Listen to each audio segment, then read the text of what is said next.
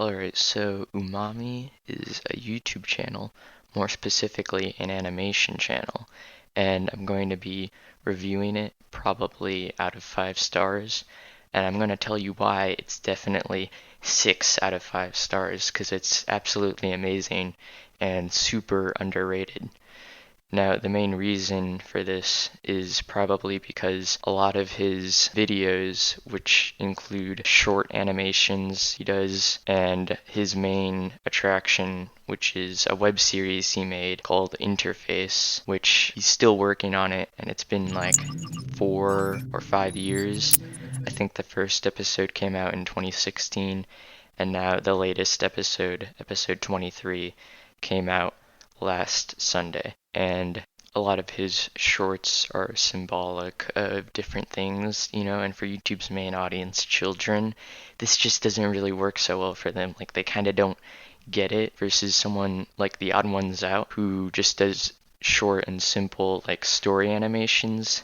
And I'm not trying to diss on The Odd Ones Out, but you can tell that something like Interface takes a lot more work than his animations, which are more like still images almost. And he does upload actual animations, like fluid animations, every once in a while. But for someone like Umami, who does these all the time, like they're the only thing you'll find on his channel, it's really interesting. Like how someone like The Odd Ones Out has 81 times the subscribers of Umami, which has been making these really high quality animations for years now. And I'm just going to talk about how it's so amazing and how his work is really unique, mainly because of his art style, which is what we're going to start off with. It's very unique and it's slightly pixelated, but it's mostly just really chaotic lines, well, kind of chaotic lines, and a whole lot of like just crammed in simple but a whole lot of details that make it look just really unique. It gives you a whole different vibe with the things he produces. And in episode 23, he's truly mastered his art style. And what I mean by that is because his art style is slightly pixelated, he's found a way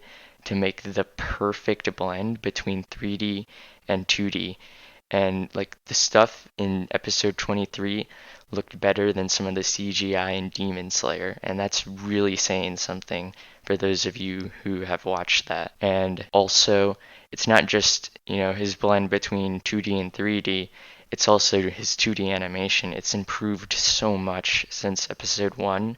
Like there's quite a few shots of when this character's hat is blowing around in the wind, and it is so fluid. It looks like something from an official production that a company would hire like a ton of people to work on. It's just really amazing. And if you thought it was just his visuals that make his YouTube channel so great, think again, because we're now going to talk about the music he makes, because all the music in his shorts and episodes of Interface are all made by him, and it's also really unique.